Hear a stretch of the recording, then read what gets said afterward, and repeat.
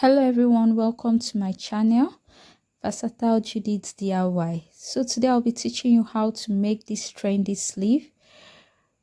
As you can see, the sleeve is adjustable, so you can decide to style it in whatever way you like, just as you can see on my screen. So for this exaggerated sleeve, all you need is what? Your fabric and what? Your elastic. Here's my fabric. I folded it into two. Now I'm folding it into four. So what I have here is that the width of my fabric is what? 22. So when I open it up, I have a total of what? 44. Then for my length, I measured 29. Now to get this exaggerated sleeve, you can actually use any measurements you want. At the top corner there, I'll notch the center points. Kindly note that the part where I notched is what? Folded, so there's no division there. Then I'll create this shape word just for attachment of the sleeve to my bodice. Now you can see I have two pieces of what? Fabric. That was because I opened up the other end. Now two pieces of fabric representing what? My two sleeves. Let's go to the sewing machine now. And my sewing machine now, like I was saying, you can decide to make your sleeve longer or fatter. That's the width. You increase the width depending on how full you want your sleeve to be. But for me, my client is not so tall, so I don't need all that fullness. Now, to get that division in the middle, I'll flip my sleeve over to get the center point. You can see it. I'll fold it into two to get the center point. Then I'll notch that point. That's what I'm doing there. I'm trying to notch the center point of the sleeve. To make this sleeve fuller, or you need more bounce, all you need to do is just what? Increase the length and increase the width. But for me, I'm okay with this measurement. So now at the end of my sleeve, I'm going to create that space where I can pass in my elastic. You saw how I did it. I folded it first, then I folded it again, like you want to hem your wrapper. But then when it comes to this one, make sure that you leave a little space that would allow you pass your elastic. So it should not be too tight or too tiny where you struggle to pass your elastic, because that's how we're going to pass our elastic. So let's continue sewing.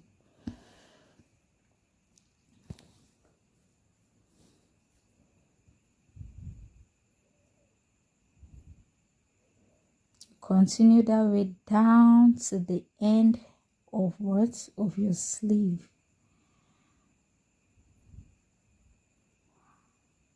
Like I said, depending on how full you want your sleeve, you can make it wider, then you can still make it longer. You get more bounce and volume.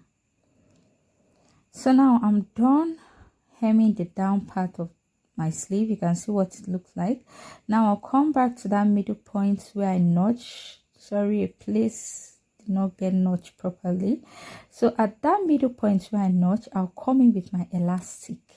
Now my elastic, I measured it at 12 inches. Yes, that's what I measured there. Then I'll just sew directly on the fabric like this, using my hand to just create that small squeeze there, so I can get that fold down to the end from one notch to another notch. Make sure your hand is straight. So you see what I have there. Now if you're using a matching thread, you can just stop at this point here where you just sew on top. There's this second stitch. Now this particular one I'm doing, running over it again, is just for security purpose, like to make it firm. Now if your thread is matching, you don't need this stage, this particular point stage I'm doing now. But for me, I use the black thread, so what I'll do is I'll cut out the straight fabric and fold it like I'm folding my bias. You know how bias is now? You fold one in, then you fold one again. Then you now sew it directly on top that stitch to cover up that thread that is showing at the outer part of your sleeve. You continue that way down to the end. That's just what I'm doing. Then now I need to stress one point when sewing this particular strap. You would make sure you sew it like you're sewing your bias. You know how you sew your bias now? You sew the down, then you come back and you sew the up. That's what I'm doing. If you've watched to this point, please kindly subscribe to my channel, support me, like my videos. This would encourage me to do more videos for you. Thank you. So I'm just sewing now the upper part down to the end. Now what this strap does, it makes the division to be very obvious. Aside concealing your thread, it also makes the division to be what more obvious. Now I'm coming down to the down part now where I'll attach the second elastic, and I measured this one 10 inches. The elastic is actually shorter here. That's because it's going to relax on my ankle. And now to pass your elastic, you need the safety pin. You see how to use the safety pin? You fix your elastic into the sharp edge and you close it. Now to close and open that safety pin, you just use your thumb, your finger to press it in, then it will open automatically. Now for passing your bias, you push. You see that squeeze? When the squeeze is too much, now you pull it out. You push. You see me pushing the safety pin inside. You push. You get enough fold there, you pull it out. You push, you continue that process until you get to the end points where your elastic is almost falling into your fabric.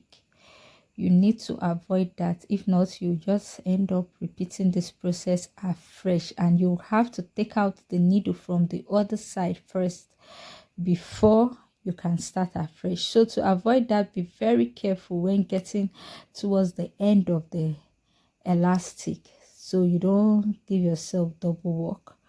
So you just move slowly this time, and you see me measuring the fabric. Then you get hold of the end and make sure you tack that point down. You tack it down, make sure your stitch is strong so this thing don't loosen up, because you will not like to do this job at all if this thing should run inside your fabric. Then after tacking the end parts down, all you have to do is what?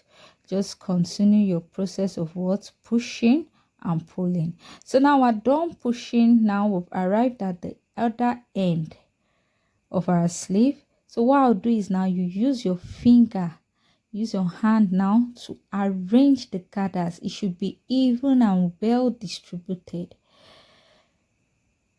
At this point, if you notice that your elastic is too long or you need it shorter, you can make every necessary adjustment. As for me, you can see I still took out some inches from what I measured initially, because I measured and I saw that I'm getting 14, so I don't need that extra elastic there. Repeat the same process of what?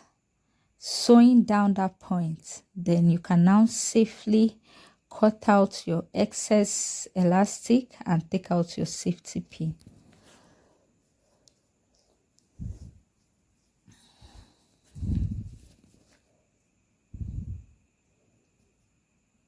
You can see that the shape of this sleeve is already coming out. You see it?